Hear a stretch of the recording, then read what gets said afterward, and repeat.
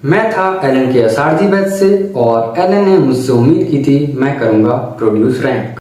Hello guys, तो आज का हमारा टॉपिक है नीट 2025। 22 लाख स्टूडेंट के जैसे मैंने भी नीट 2025 दिया था और इस नीट ने कैसे मुझे एक हीरो से जीरो बना दिया, आज हम करने वाले हैं इस पे बात।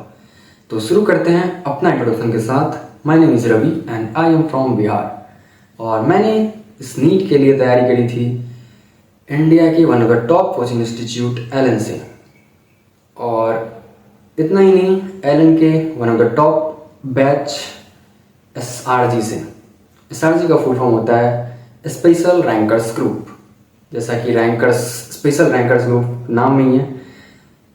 एलन ने मुझसे उम्मीद की थी कि मैं एक रैंक प्रोड्यूस करूंगा, लेकिन ऐसा नहीं हुआ।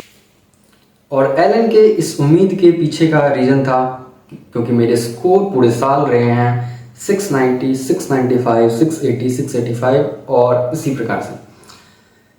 और मुझे साल के एंड में मिलता है 2 सिल्वर मेडल मेरे परफॉर्मेंस के बेसिस पे। और इतना कुछ होने के बाद मेरा सिलेक्शन नहीं होने के पीछे का आइए जानते हैं रीज़न। तो पहला रीज़न, जो सबसे मेन रीज़न मुझे लगता है, वो है टाइम मैनेजमेंट। ऐसा नहीं है कि मुझे टाइम मैनेजमेंट नहीं आता, मुझे आता था, लेकिन मेरी प्रिपरेशन कुछ इस प्रकार से थी कि नॉर्मल और जो मतलब प्रीवियस ईयर के ट्रेंड थे उस हिसाब से मुझे आता था पेपर सॉल्व करना। लेकिन अचानक से पेपर इतना टफ आ जाएगा मुझे कभी पता था नहीं। और इजी पेपर में क्या होता था या फिर मॉडरेट पेपर में क्या होता था कि एक सवाल नहीं बने तो मैं दूसरा सवाल बना के आगे बढ़ सकता था, और अगर नहीं भी बनते थे पहला सवाल तो मैं उसमें काफ़ी टाइम देके उसको सॉल्व करता था, क्योंकि अगर वो सवाल बन जाएंगे तो फिर अगला सवाल मुझे इजी मिलता था, जो कि इजीली हो जाते थे। तो इस प्रकार से मेरे फिजिक्स के जो टाइमिंग रहते थे ऑलमोस्ट 1 घंटा 15 मिनट, 1 घंटा 10 मिनट या फिर 1 घंटा भी, कभी कभी 1 घंटा बस। तो इस प्रकार से सॉल्व हो जाते थे, इतने में 45 क्वेश्चन हो जाते थे मेरे। लेकिन अगर पेपर हार्ड आता था तो मेरा ऐसा कुछ रह नहीं जाता था। तो जो मेन रीज़न है वो है टाइम मैनेजमेंट, और टाइम मैनेजमेंट नहीं हो पाया, जिसकी वजह से मैं काफ़ी पैनिक हो गया। क्वेश्चन नहीं बन रहे थे तो काफ़ी ज़्यादा पैनिक हो गया और उससे पेपर ख़राब हो गया पूरा का पूरा। और मेरा एक और रीज़न जो है वो है सबसे पहले फिजिक्स अटैम्प्ट करना।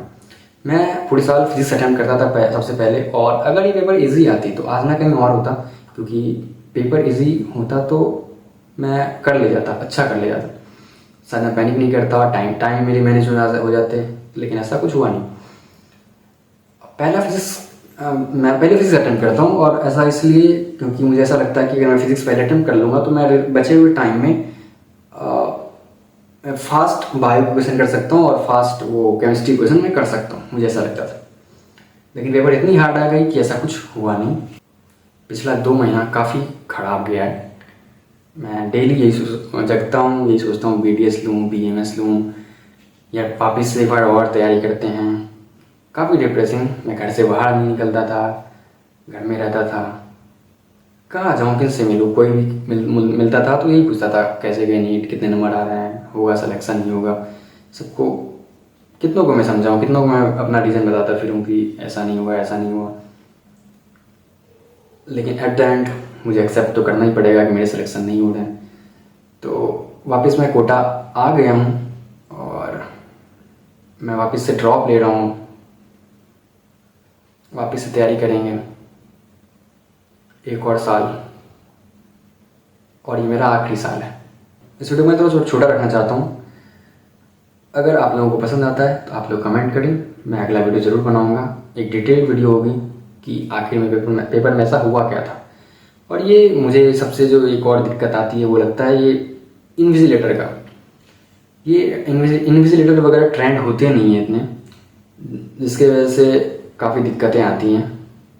ये लोग आते हैं, ऐसा लगता है कि अपना दिहाड़ी लेने आए हैं, इन्हें कोई फ़र्क नहीं पड़ता कि ये पेपर आपके लिए कितने मायने रखते हैं, ये पेपर आपकी कितनी डिसाइडिंग चीज़ है आपके फ्यूचर को लेके, उन्हें कोई फ़र्क नहीं पड़ता। वो आएंगे, पूरी क्लास भर चिल्लाते रहते हैं, पूरे क्लास में पूरे 3 घंटा, शांत होने का तो नाम भी नहीं लेते हैं। और ऑलमोस्ट मेरा 25 से 30 मिनट, जो कि मतलब आधा घंटा पेपर का ले गया वो इन्विजिलेटर। और इस चक्कर में मेरे पास बायो के लिए सिर्फ 20 से 25 मिनट बचे थे, और 20 से 25 मिनट मैंने बायो करे। मैंने 83 क्वेश्चन अटैम्प्ट किए, 7 क्वेश्चन मेरे छूट गए, 83 में 3 गलत हो गए और 80 क्वेश्चन मेरे सही थे। और उसके बाद फिर OMR वगैरह भरने में भी काफ़ी मैं दिक्कत कर दिया हूँ। मेरे 4 से 5 क्वेश्चन OMR में गलत हैं, जिसके साथ मेरे सिलेक्शन नहीं हो रहे हैं। मेरे नंबर बने हैं 506 और पिछले साल मेरे नंबर थे 615। खैर, आज के वीडियो में इतना ही। अगर आपको ये वीडियो पसंद आया है तो लाइक करें एंड सब्सक्राइब फॉर मोर।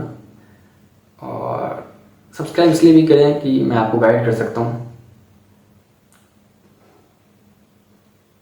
अगर आप LN में हैं तो मैं आपको गाइड कर सकता हूँ कि कैसे SRG मिलेगी, कैसे टेस्ट देने हैं।